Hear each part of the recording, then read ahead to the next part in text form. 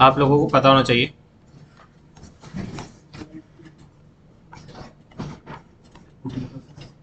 Booting process क्या होता है। क्या क्या होता है booting process? Sir booting process करना सेटिंग है उसकी। किसकी? क्या प्रीमियर की तो उसकी सेटिंग कोई भी ओएस प्रोग्राम है तो वो कॉपी फाइल से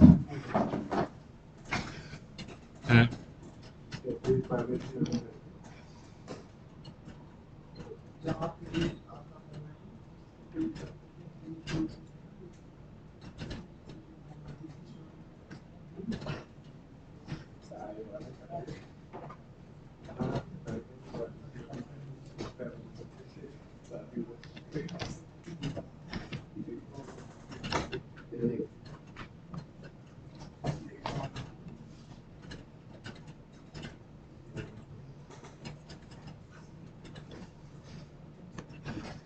देखिए पढ़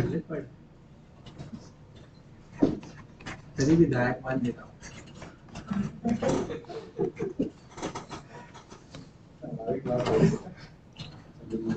बूटिंग प्रोसेस, फिर इसके बाद आपको क्या आएगा, स्टेजेस आते हैं किस चीज़ के, ओएस ट्रबल शूटिंग के।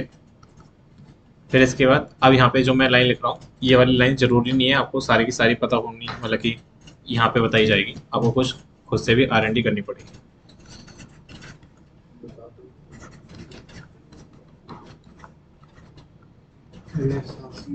Rescue colonel,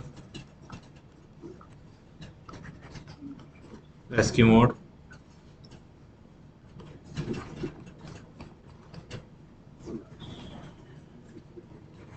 boot loader,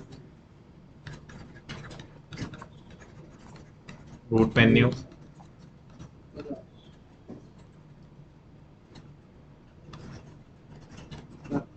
colonel,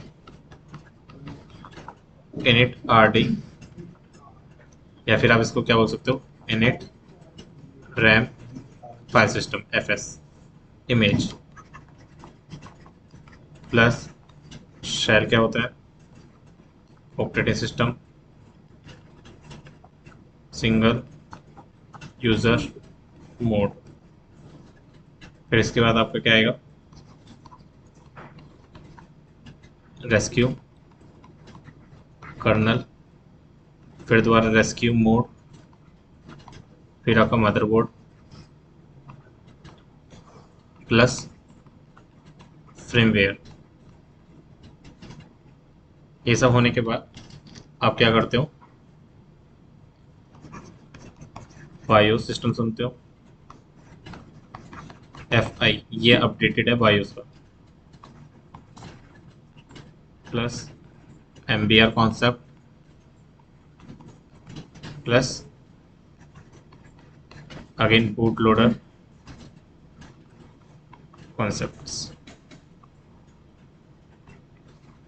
फिर इसकी जगह इनिट की जगह क्या आया था आपका, सिस्टम CTL आया था, मतलब कि सिस्टम D आया था।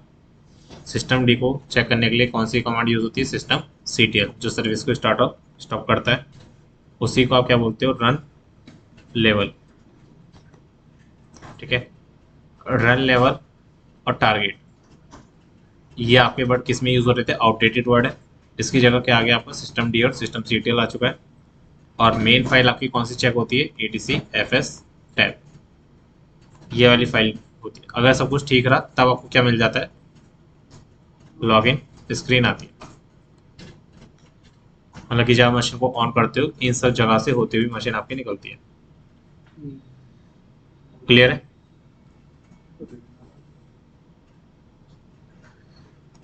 अब यहाँ पे आपको पता होना चाहिए बायोस, MBR, बूट लोडर। पहले कौन सा था बूट लोडर हमारा, गर्भ, लेकिन अब कौन सा है, गर्भ 2। और इसके अंदर क्या क्या होता है, एक होता है आपका कर्नल, जिसका नाम क्या है आपका VMLINUZ। अगर आप चेक करो ls/boot करो, जरा चेक करो क्या आ रहा है। लिनक्स मशीन में चेक करिए जरा ls/boot कमांड चला के।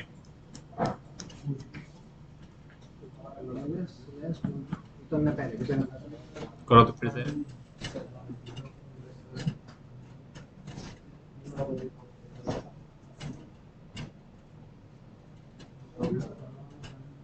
फोन में डाउनलोड करना पड़ेगा काली में।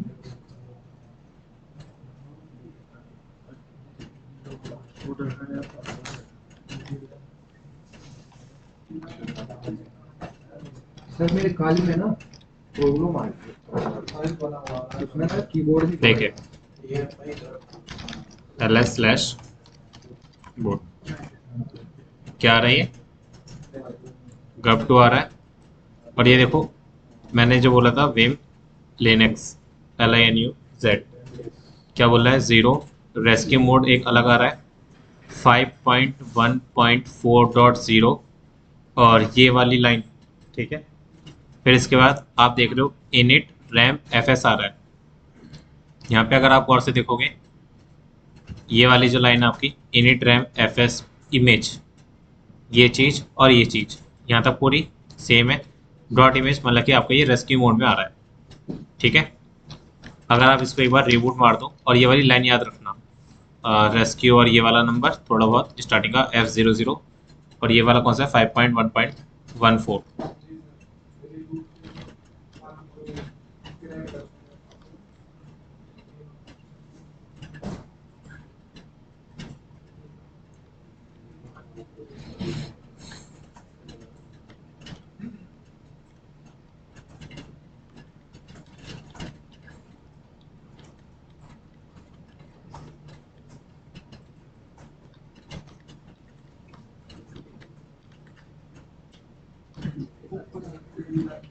वही लाइन आ रही है 5.14, ठीक है, बस नाम चेंज है। तो इसका मतलब आप जो यूज़ कर रहे होते हैं यहाँ पे जाके एंटर कर देते हो, मतलब कि वो कर्नल आप यूज़ कर रहे होते हैं। और ये वाला अगर कुछ दिक्कत आती है तो ट्रबल शूटिंग के लिए यूज़ होता है रेस्क्यू मोड। तो ये हमारे ऑलरेडी फाइल में है, इसीलिए अगर आप बूट वाली फाइल ही डिलीट कर देते हो तो ये सब कुछ हमारा डिलीट हो जाता है, यहाँ पे आ नहीं पाता। मैंने इस पर एंटर करा,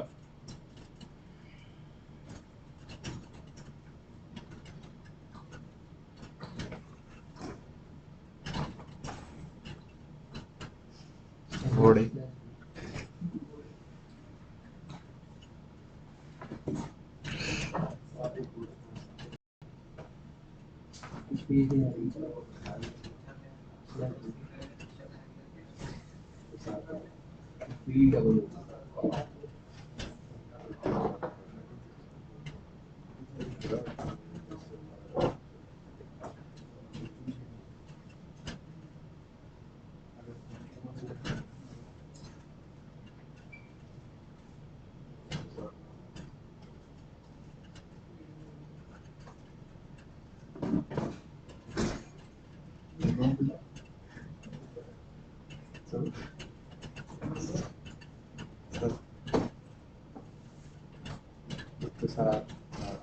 पढ़ाई के टाइम पढ़ाई करनी तो पढ़ना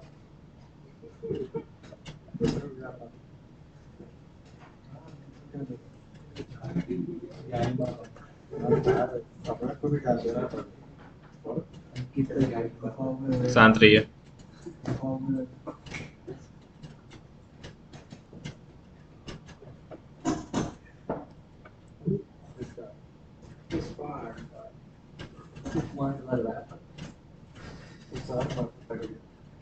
एक फाइल को नोट डाउन कर लो /boot/, क्योंकि हमारी जो गर्भ की फाइल होती है बूटिंग फाइल वो कहाँ पे होती है, कॉन्फ़िगरेशन फाइल।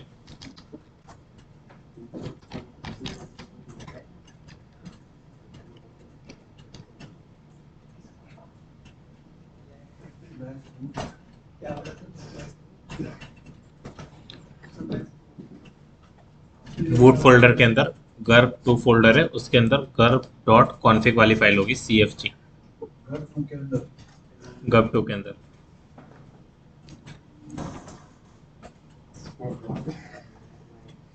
गर्भ 2 के अंदर फाइल होगी सर, CD गर्भ 2।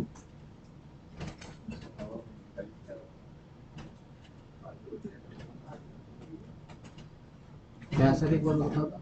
बता रहा हूँ अभी, यहाँ पे दिखा दूंगा आपको। देखें,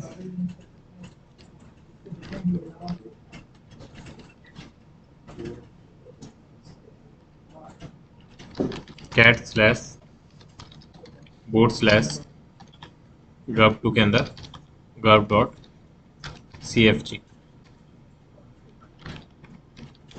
CFG का क्या है? कॉन्फ़िगरेशन। और CNF का? CNF का तो नहीं है, CONF? वही कॉन्फ़िगरेशन। तो CONF भी लिख सकते हैं। अलग अलग तरीके हैं ना, नहीं इसमें प्री डिफाइंड जो है वही यूज़ करोगे आप।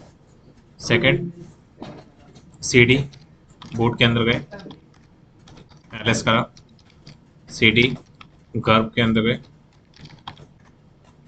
LS करा और चेक करा।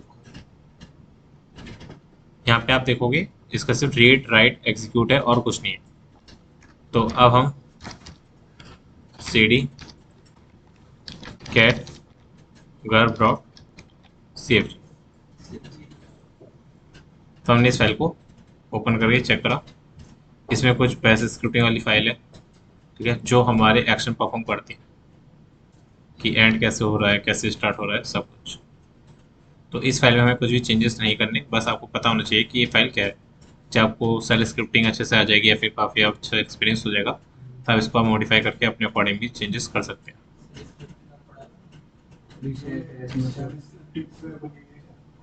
हाँ, पढ़ लेना, लेकिन जो पढ़ाता है वो, मैं नहीं पढ़ाता। गलत सुन। रमन करते हुए बता सेकंड चीज आपको पता होना चाहिए कर्नल क्या है। कर्नल क्या है बताएंगे आप लोग? कर्नल एक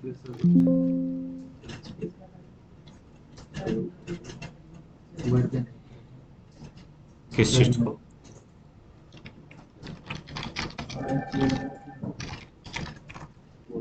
colonel. What is kernel? Simple सा आप इसको कह सकते हो कि the core interface between computers के हार्डवेयर एंड इट्स प्रोसेस। अगर आपसे कोई पूछे कर्नल क्या है तो आप बोल सकते हैं प्रोसेसर्स। सेकंड, ये रिस्पॉन्सिबल है for the efficient management of the systems resources। कौन कौन से होते हैं resources? Such as memory management, process management and task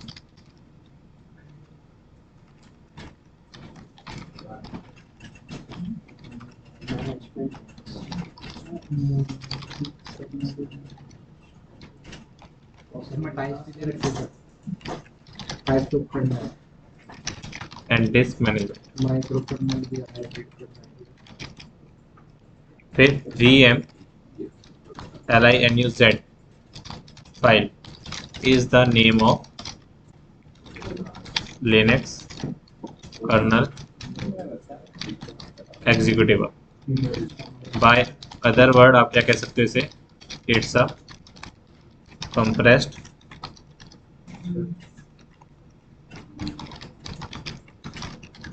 Linux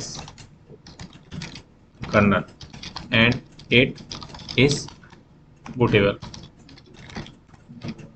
clear? और ये कहाँ पे लोकेटेड है?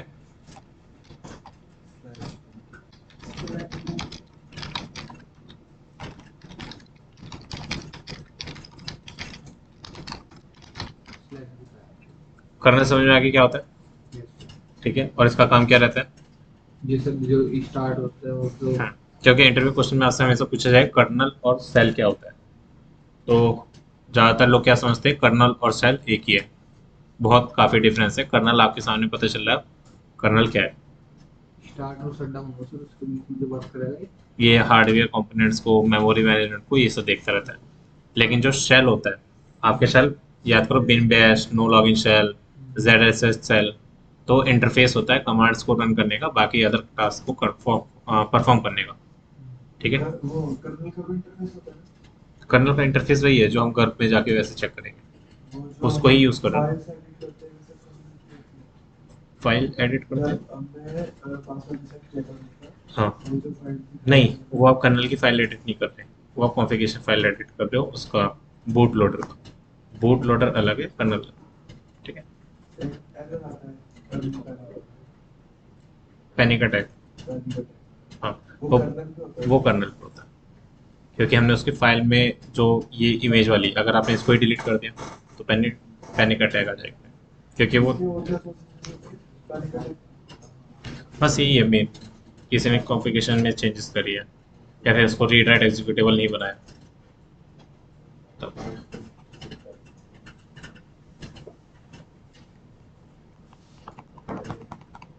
अगर हम इसका शट डाउन कॉन्फ़िगरेशन एडिट करते सर तो शट डाउन ही होगा, शट डाउन ही होगा। उसका अलग है। अब देखो जरा, वहाँ पे आपने एक चीज़ और देखी होगी, what is the init RAM F S, या फिर इसको आप पुरानी अगर लिनक्स मशीन यूज़ कर रहे हो तो इनिट आर डी के नाम से होगा। ये इमेज फाइल होती है ये, and what is the use of this image. सबसे पहले init R D initial RAM disk है, is a scheme for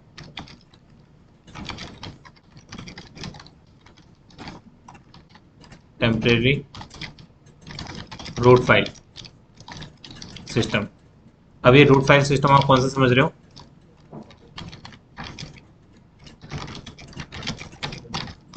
root का होम अकाउंट तो नहीं समझ रहे ना, स्लैश की बात चल रही है।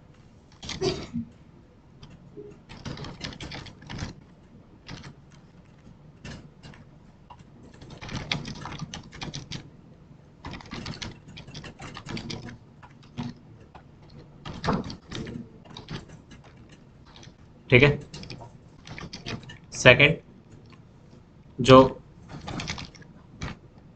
इनिट आर डी कंटेन्स, क्या क्या कंटेन करता है ये?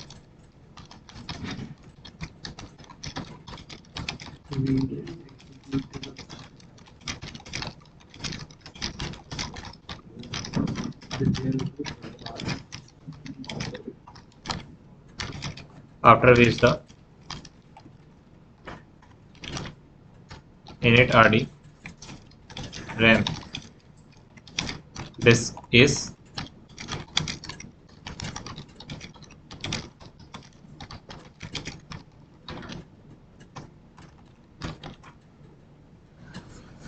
समझ में आया init rd रैम का क्या काम है और कर्नल का क्या काम है? कर्नल आपको सिर्फ चेक करता है हार्डवेयर की कॉन्फ़िगरेशंस, बाकी सब ठीक है या नहीं। लेकिन init rd रैम या फिर init रैम fs, ये क्या काम करता है? इमेज है एक ऐसी जो आपके सारे के सारे रूट को टेम्परेरी अपने अंदर लेके चेक करता है और रन करता है। क्लियर? एग्जीक्यूटेबल वाली कौन कौन सी चीज़ें हो सकती हैं ऐसी एग्जीक्यूटेबल वाली? जैसे कि right At boot time, the loader loads the kernel and the init RAM fs image into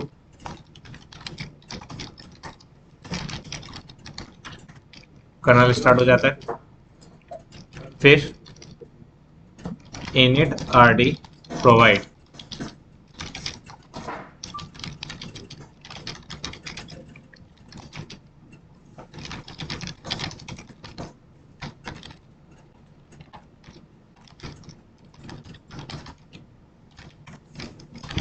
clear?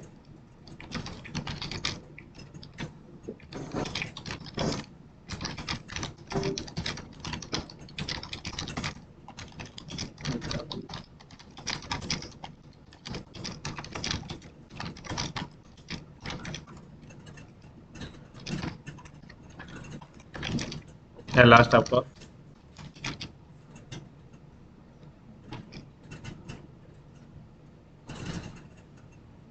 ठीक है।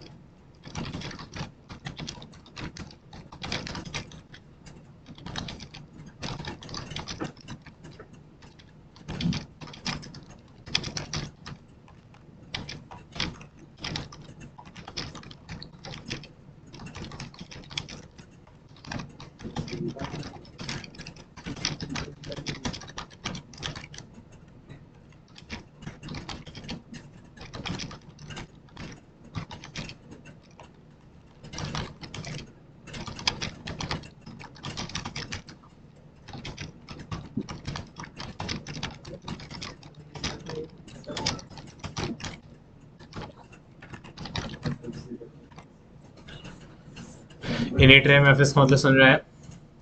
और जैसे कि आप जब ब्रेक करते हो ना कमांड को, या रूट को पासवर्ड ब्रेक करते हो, तो याद करो आप लोग क्या करते हो, आर डॉट ब्रेक करते हो, ठीक है।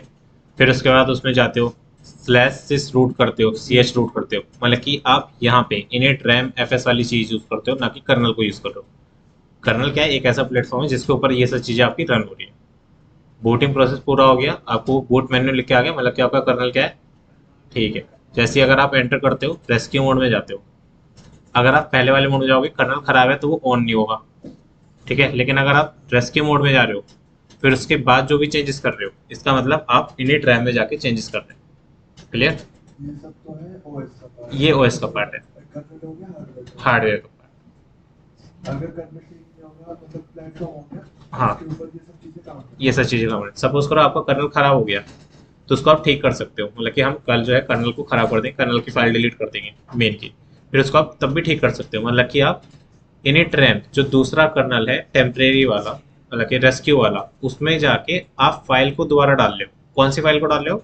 इनिट वाली फाइल्स को डाल लो, इमेजेस डाल लो, तभी तो आपका कर्नल ठीक होगा। मतलब कि दोनों में से कोई भी अगर खराब होगा तो दोनों बंद हो जाएंगे, ये मान के चलो। अगर आपके पास फाइल ही नहीं है तो भी रन नहीं हो रहा, ठीक है। और अगर आपके पास फाइल है लेकिन कर्नल ठीक नहीं है तो भी रन नहीं हो रहा। इसीलिए कर्नल आपका ठीक है, लेकिन आप क्या करोगे, उसमें फाइल इंप्लीमेंट करोगे। कौन सी फाइल? ये वाली, ताकि आपके टेम्परेरी जो रूट फाइल्स होती है वो एक्चुअल में वर्क कर सके। तो इनिट रैम वाला समझ में आ गया। इनिट रैम क्या करता है? Init RAM F S image वाली, जो कर्नल को हमारी ठीक करने में हेल्प करता है, ठीक है। इसके ही अंदर हमारी बूटिंग प्रोसेस वाली फाइल्स जो भी होंगी वो इसके ऊपर वर्क करेगा, रूट वाली, ठीक है। और ये क्या है आपका, बूट डायरेक्टरी के अंदर हमारा कर्नल रहता है। कर्नल में हमारा क्या काम रहता है, जैसे कि मेमोरी मैनेजमेंट देखता है, ये प्रोसेस मैनेजमेंट देखता है, टास्क मैनेजमेंट और डिस्क मैनेजमेंट देखता है। क्लियर? कंप्यूटर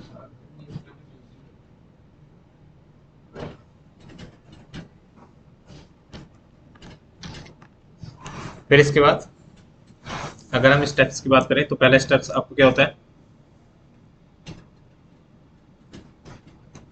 पहला स्टेप क्या होगा आपका बूटिंग प्रोसेस का? बूटिंग प्रोसेस का सर, इसमें हम स्टार्ट करेंगे तो मतलब स्टार्ट करेंगे। रीस्टार्ट करोगे ना, तो सबसे पहले आप ध्यान रखना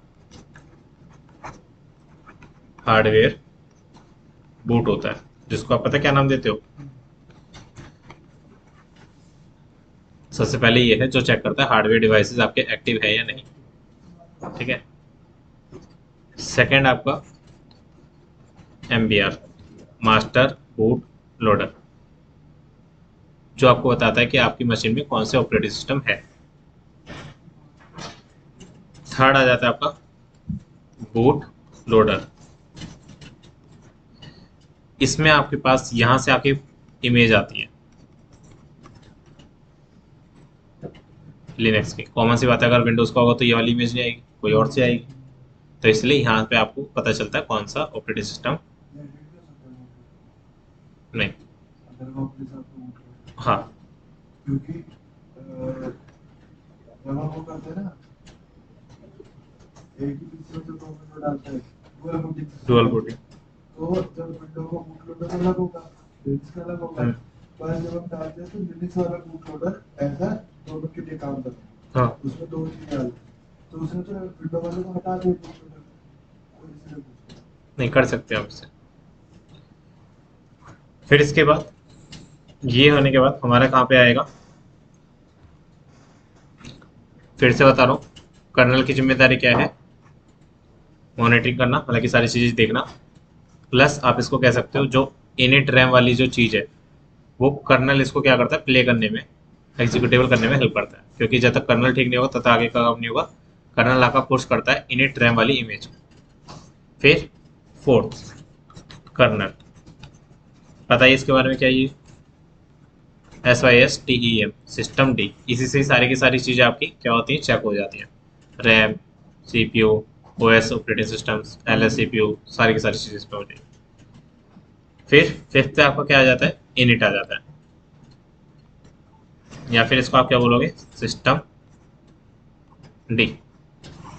याद करो मैंने आपको सिस्टम डी में क्या बताया था, सारी की सारी सर्विसेज को मेंटेन करने का काम सिस्टम डी का है, और सिस्टम डी को मेंटेन करने का काम कर्नल का है। क्लियर। तो सिस्टम सीटीएल सिस्टम डिटेल्स सारी की सारी सर्विस की सर्विस को मुझे अप रखना है, डाउन रखना है, परमानेंट ऑन रखना है, परमानेंट ऑफ करना है, तो किसका काम है, सिस्टम का। है। ये सिस्टम डी है का सर्विस है ना, हाँ सिस्टम डी, डी डी आगे तो डायनामो आ गया। अच्छा सिस्टम डी सर्विस है। हाँ अब जैसे कि देखो /etc/fs टैब, ये वाली फाइल को कौन चेक करेगा, सिस्टम सीटीएल वाला, मतलब कि सिस्टम डी चेक करेगा या फिर कर्नल चेक करेगा। सिस्टम डी सिस्टम डी अच्छा ये वाली फाइल करती क्या है, हार्डवेयर वाली चीज रखती है ना अपने पास, है ना, और हार्डवेयर का काम चेक करने का किसका है, कर्नल का, तो इसीलिए ये वाली फाइल इसके अंडर में आएगी। लेकिन वहीं पे ये देखो कि जो कमांड है आपकी, पार्ट प्रो कमांड हो गया, वो एक सर्विस है ना, पार्ट प्रो कमांड, अगर कमांड ही नहीं होगी तो आप क्या इसमें कुछ कर सकते हो, SSH लॉगिन हो गया, DHCP हो गया, FTP हो गया, अपाचे हो गया, ठीक है, या फिर आपकी ट्री कमांड हो गई। तो ये जो कमांड वाला फंडा है, ये जो सर्विस वाला NTP सर्विस हो गई, ये सर्विस, ये वाला किसके अंडर में आएगा आपका, सिस्टम के। क्लियर। फिर इसके बाद आपको लॉगिन स्क्रीन मिल जाती है, लॉगिन स्क्रीन जैसे आपको मिल जाती है आप काम करना शुरू कर देते हैं। मैंने एक चीज और यहाँ पे लिखी थी,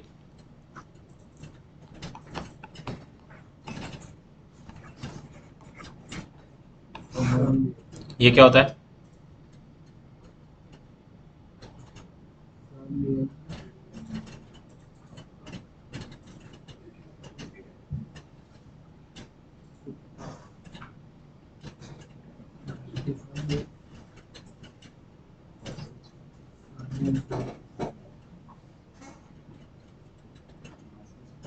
सिर्फ बूटिंग प्रोसेस में आ गया।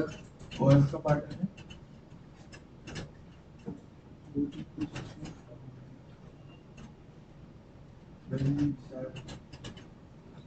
देखो फ्रॉम वेयर क्या होता है, अभी तक आप लोगों ने देखा नहीं होगा, फिर भी देख लेते कहाँ पे है। आपको पता था मैं नहीं देखा। हाँ देखते हैं। यहाँ पे मैंने क्या करा, पहले इसको पावर ऑफ, तो कह रहा है ये बियर के छोटा भाई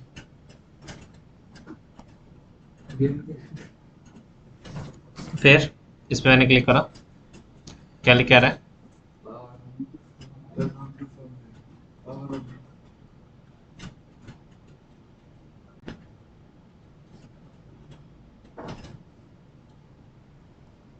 ये चीज देखी होगी शायद आप लोगों ने, हाँ यही है वो। हाँ, ठीक है, क्लियर हो गया।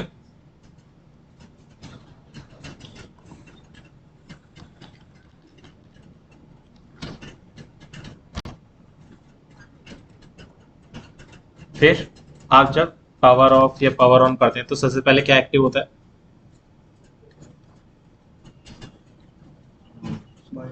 नहीं, जैसे आप पावर मशीन को करोगे ना तो सबसे पहले आपकी ये चीज यूज होगी,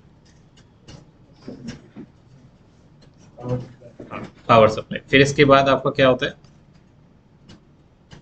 हार्डवेयर में क्या है हाँ, फिर इसके बाद AC टू DC करंट जाता है, मदरबोर्ड पे जाता है। ये सारी चीज़ें आपकी किस में आती है, ट्रबल शूटिंग में ही आएंगी, ध्यान रखना। जब कोई आपसे बोलेगा ना सर कुछ नहीं हो रहा ये, तो आपको ये चीज़ें चेक करनी पड़ेगी। नॉर्मल इंटरव्यू क्वेश्चन में भी पूछ लिया जाता है। ये कितनी जाएगी? हाँ, फिर उसके बाद आपको कहाँ पे जाओगे आप, बायोस। BIOS means firmware. और फर्मवेयर किस लिए यूज होता है, अभी आपने देखा था ना, सेटिंग्स होती है। मैं आपको एक चीज याद दिला रहा हूँ, किसी किसी में शायद VMware जब इंस्टॉल कर रहे थे ना तो एक एरर आ रहा था, जब वो कह रहा था कुछ दिक्कत है, फिर आप लोगों ने यहाँ पे सुना होगा किसी के भी मुंह से, या फिर आप एक्सटर्नल डिवाइस जो भी चीज़ करते हो तो आप उसी जो अभी दिखाया था फर्मवेयर में जाके कुछ सेटिंग्स यूट्यूब से देख के थोड़ा बहुत जैसे भी करते हैं वैसे करके ओके कर देते, चलने लगता है ना। ये एक्चुअल में चीज़ें कब होती हैं, जब आपके पास हार्डवेयर इनिशलाइजेशन करना होता है तब, या फिर हार्डवेयर को रिमूव करना होता है, उसकी सेटिंग चेंज करनी होती है, तब आप बायोस में जाते हो। ध्यान रखना, हमेशा चेक करना। अब आप कहोगे सर VMware तो हमारा वर्चुअलाइजेशन में, तो हम कैसे जाएंगे उसमें, वो भी एक तरह का आपका हार्डवेयर ही डिवाइस में आता है, क्योंकि आपने उसके अंदर नेट भी है, हर चीज़ है। जो बायोस में सेटिंग चेंज होगी इसका मतलब वो परमानेंट सेटिंग चेंज। वो परमानेंट सेटिंग है, मतलब कि हार्डवेयर इनिशलाइजेशन के लिए आप क्या यूज़ करोगे, बायोस में जाके चेंजेस करोगे। हार्डवेयर में हमेशा परमानेंट। हाँ, एग्जाम्पल के तौर पे मैं आपको बता रहा हूँ, थोड़ा सा R&D करना, HP का कर लेना या फिर अपने लैपटॉप का। जैसे ही आप ये फ्लिप को डाउन करते हैं ना तो क्या हो जाता है, ऑटोमेटिकली स्लीप मोड में चला जाता है, बंद हो जाता है। यूट्यूब पे कुछ लोगों ने, मैंने देखा था क्या कर रखा है, जैसे इसको बंद डाउन करेंगे क्या हो जाएगा, शट डाउन हो जाएगा, जैसे ही इसको अप करेंगे ऑन हो जाएगा। हाँ ठीक है, तो ये भी एक तरह का हार्डवेयर का ही है, तो फ्रेमवेयर में जाकर चेंजेस कर सकते हैं, तो ये आपके पास भी आ जाएगा। ये क्लियर। वाले में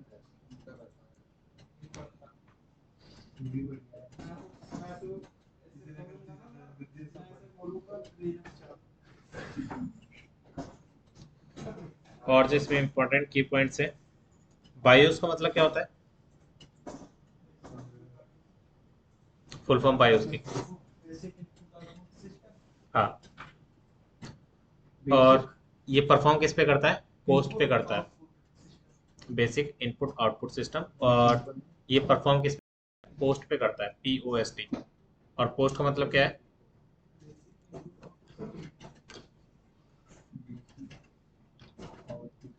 power on self test.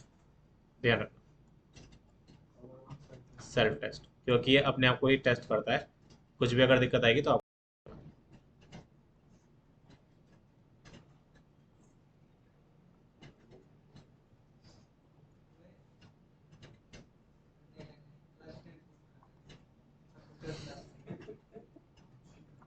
Self test करता है, लेकिन किस चीज़ के लिए, डिटेक्ट करने के लिए। ठीक है, तभी बता देता है, टेस्ट करता है, डिटेक्ट करता है, इनिशियलाइजेशन करता है, और सिस्टम हार्डवेयर कंपोनेंट्स को बता देता है।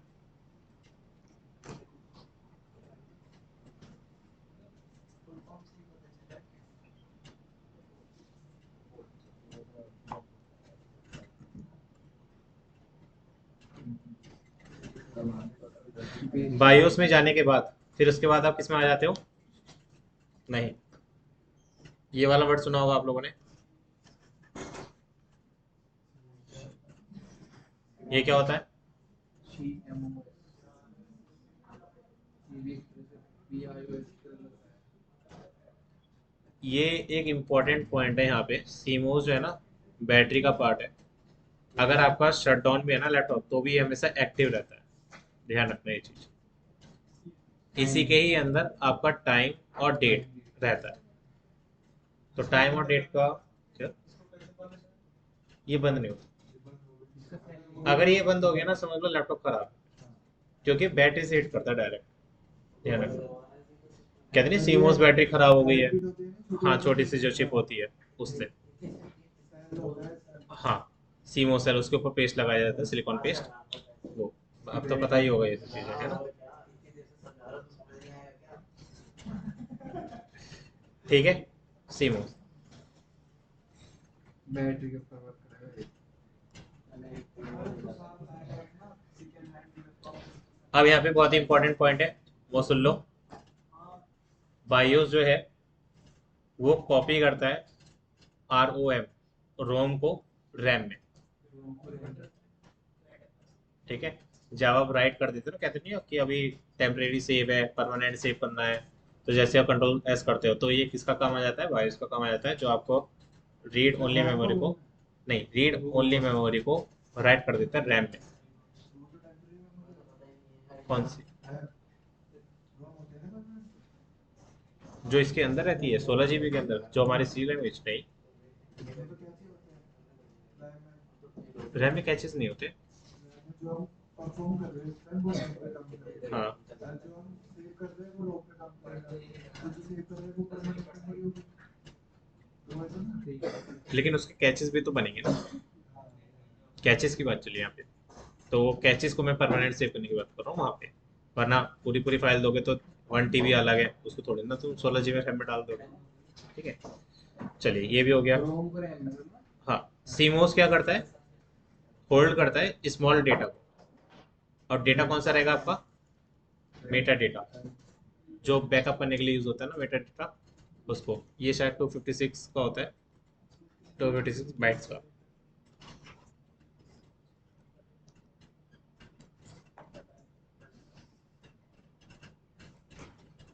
क्लास खत्म होने अभी नहीं। से मेरी तो आज बस नहीं वाला दे रहा था मैं बोला भी बोला एक बोल दिया मैं तो बोला अगला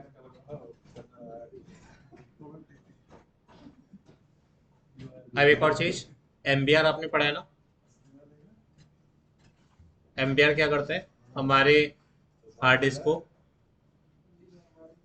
एमबीआर हमारे हार्ड डिस्क को लेकर चलता है। जैसे कि अगर आपने इसके ऊपर माउंटिंग पॉइंट्स बनाए तो एम, पार्टीशन पार्ट है पार्टीशन पार्ट, तो यही आपको लेकर चलता है। जैसे कि आपने 512 पार्टीशन का है, तो ये 446 किसके लिए रखेगा, बूट लोडर के लिए, जो हमारी सारी फाइल सिस्टम्स ठीक है या नहीं। लेकिन जो आपका 64 बिट है, ये आपका पार्टीशन टेबल के लिए स्टोर करके रखेगा अपने लिए। इन दोनों को आप प्लस करोगे तो ये आपका 512 में आ जाएगा। ठीक है, इसलिए पूरी आती है पूरी हार्ड डिस्क नहीं आती, जो कुछ डेटा जाता है वो अपने लिए स्टोर करके रखता है। एमबीआर का कॉन्सेप्ट है, रिकवरी या तो बैकअप वगैरह के लिए बैकअप वगैरह के लिए।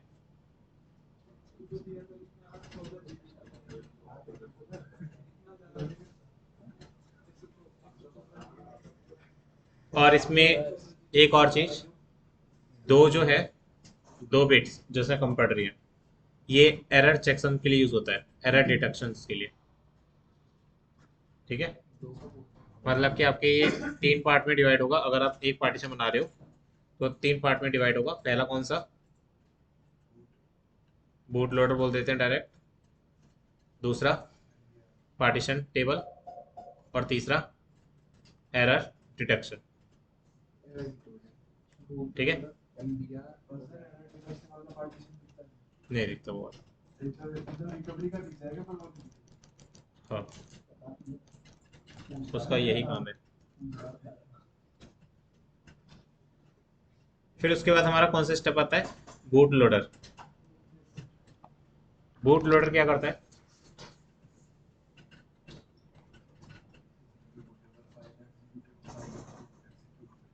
बिल्कुल, जैसे कि सबसे पहले एलवीएम को चेक करेगा। अगर आपने रेड कॉन्फ़िगरेशन कर रखा है, रेड कॉन्फ़िगरेशन चेक करेगा। एटीसी एफएस टैब वाली फाइल्स सारी की सारी देखेगा। और मोस्ट इंपॉर्टेंट बात, सबसे पहले ये अपनी ही फाइल देखेगा, गर्भ 2 में सब कुछ ठीक है या नहीं। अगर ये सब चीज़ें सही है कॉन्फ़िगरेशन फाइल्स, तब ये आगे जाएगा, अदरवाइज नहीं जाएगा। ठीक है,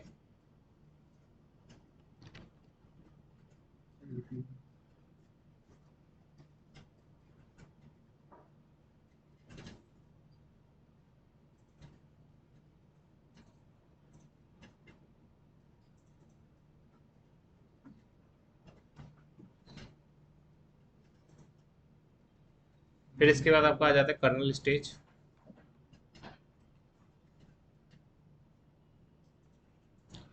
ध्यान रखना, कर्नल सिर्फ क्या करता है, माउंट करता है। और मैं पहले बता चुका हूँ स्लैश को, मतलब कि पूरे के पूरे इस चीज़ को। ठीक है, फाइल सिस्टम पे। और फिर इसको आप इनिट और पी आई डी ऑफ जब आप करोगे ना, चेक करोगे, P I D of command, process I D of system D करोगे, तो पहले वाला आपका 0 अगर आएगा तो मान के चलो यही आपका पहला है। जो सर्विस हमेशा रन होती है, उसके बाद ही सारी की सारी सर्विस रन होगी। 0 या फिर 1 आएगी इसकी, वैसे 1 होगी, 1 है ना, हाँ 1 रहेगी इसकी। क्लियर। फिर इसके बाद आपका इनिट में आ जाता है, मतलब कि system D GRAPHICL graphical dot target आया, तो इसका मतलब आपकी मशीन क्या है, GUI, और CLI के लिए क्या है आपका मल्टी यूजर डॉट टारगेट, तो ये आपका कौन सा है, CLI। और इसको आप चेक कैसे करोगे,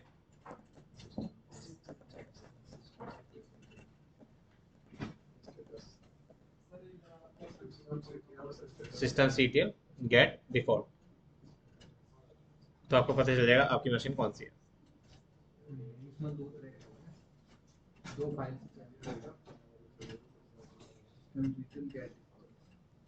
सर ये जो तार है, तार कमांड वो टारगेट से नहीं है, फुल फॉर्म नहीं, चलिए ये आपका थ्योरी था OS ऑपरेटिंग सिस्टम का कैसे वर्क करता है। ठीक है, फिर उसके बाद आपको लॉगिन मेथड मिल जाता है, जैसे ही आप सब कुछ ओके रहा तो लॉगिन में आ जाता है, अदरवाइज नहीं आता। हम कल कर्नल हटा देंगे, और कर्नल हटते क्या होगा, मशीन होगी ही नहीं, तो रेस्क्यू मोड से कर्नल को दोबारा बैकअप में। क्लियर। चलिए।